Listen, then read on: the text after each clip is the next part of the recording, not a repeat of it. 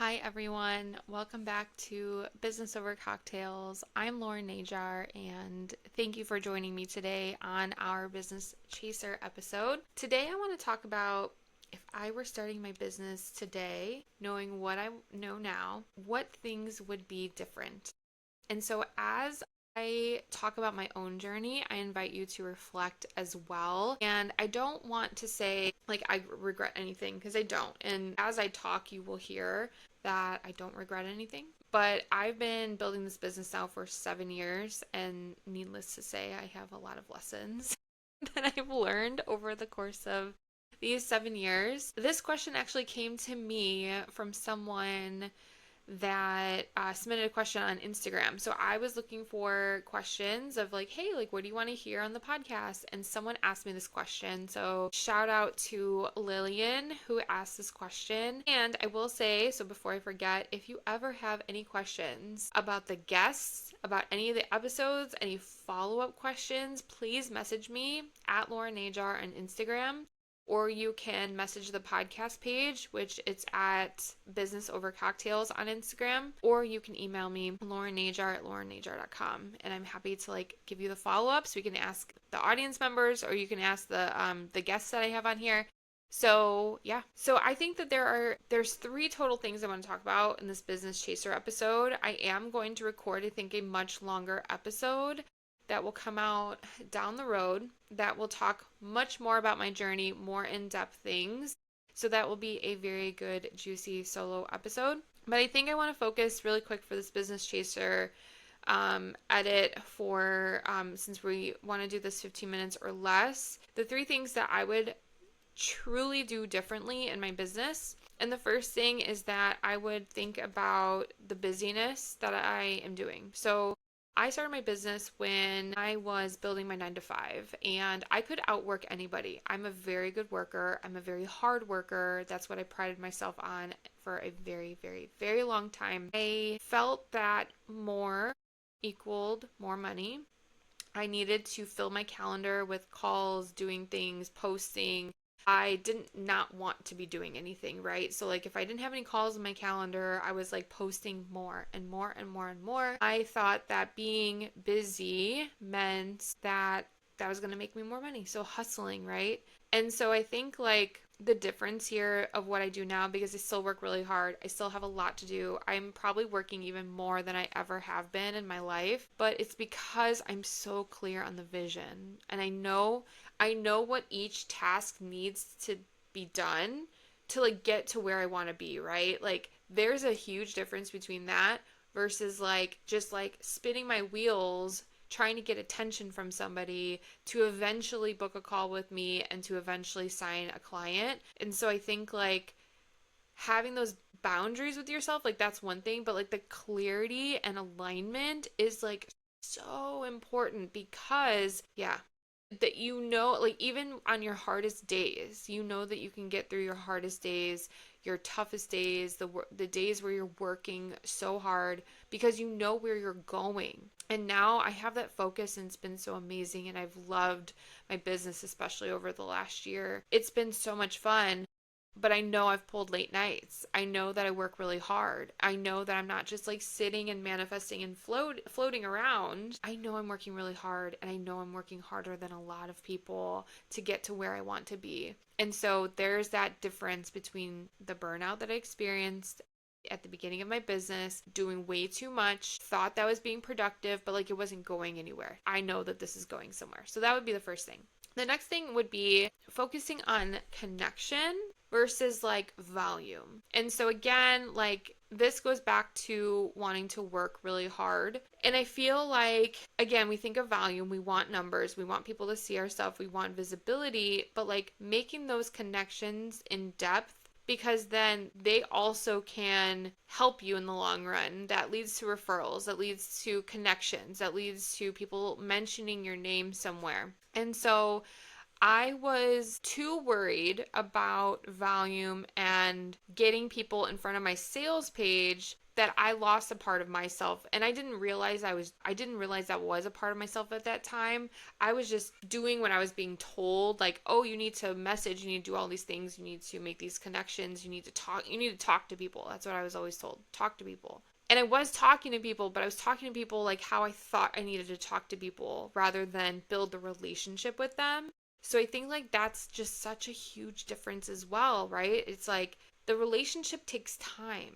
The trust takes time. The like factor takes time. All of that takes time. So when you are actually focusing on relationships, it's almost like a snowball effect. So you're focusing on like, okay, like let's just build these relationships. And the snowball effect, you can look at it two ways. The relationship starts like this, right? It's for those of you who are just listening to audio, is like it's a tiny little snowball. Then as your relationship grows, the snowball grows, right? So like it's a snowball effect. You keep packing on the snowball. Now, when you keep rolling the snowball down the hill, it's going to get bigger and bigger and bigger. The same thing goes with the number of conversations and the number of relationships, right? We can say that building relationships, of course, takes time, but so does building the perfect snowman with the perfect snowball. So it is a snowball effect where the more relationships you authentically build, the better it is for your business. And so imperfect conversations, normal conversations are going to outweigh copying and pasting 100 DMs a day. So like we don't need to do that. We need to focus on genuine connections and relationship building. So the third thing I want to say is,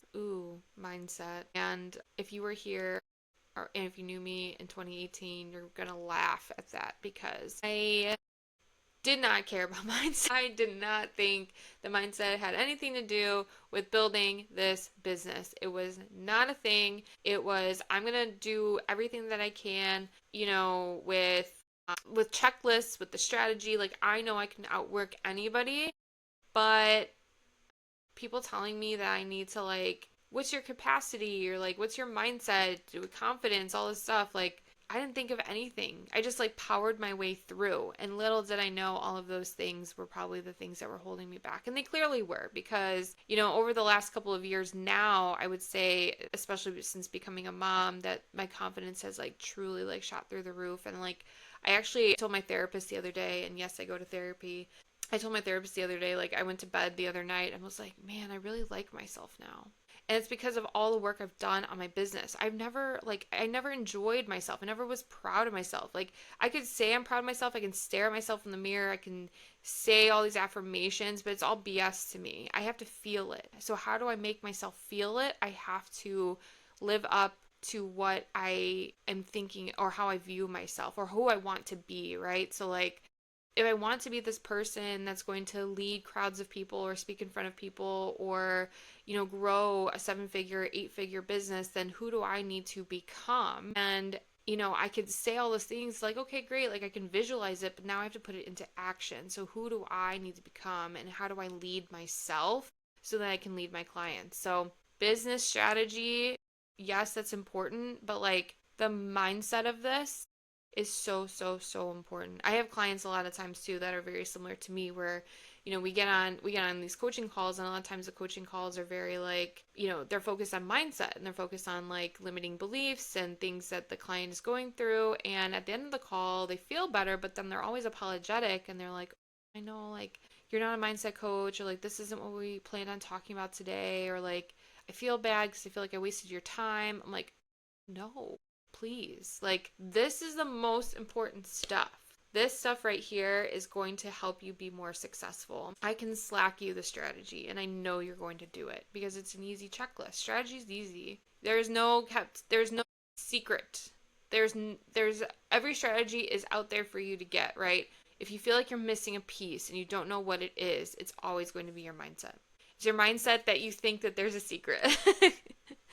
So that's kind of where I want to end things there. So I want to know if I don't know how long you've had your business, if it's been, 2 weeks, 2 months, 2 years, 6 years, whatever it is. If you want to go back to the beginning and like how you think about yourself, what would you do differently if you started your business today? Like what are the lessons feel free to share that with me. I would love to know. And you can like journal about that. That would be a really good journal prompt actually.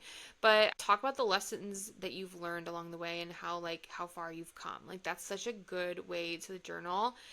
Reflect on it. I'm a huge reflector. My business is coming up on 7 years pretty soon in September. So by the time this airs, it'll be like the next month. And yeah, like share it with me. If you want to share your takeaways, I'd love to hear them. And again, the offer still stands. Any questions that you have or any follow-up questions, I might just turn it into a podcast episode. So feel free to submit that. But I want to tell you that as a result of you journaling and reflecting, and if you feel the need to sit down and do that, I encourage you to do that. But we get to learn and we get to lead differently now. Like, how cool is that? Like, all these lessons that we have, we get to change the game whenever we want. And so I want to leave you with that little note at the end there. We get to learn, we get to lead differently whenever we want to. We can evolve, we can change. So thank you for coming to this episode. I'm so grateful that you're listening, and I hope you liked this episode. So please feel free to review, tag, share any of your takeaways. I'd love to hear them. I'll see you in the next episode.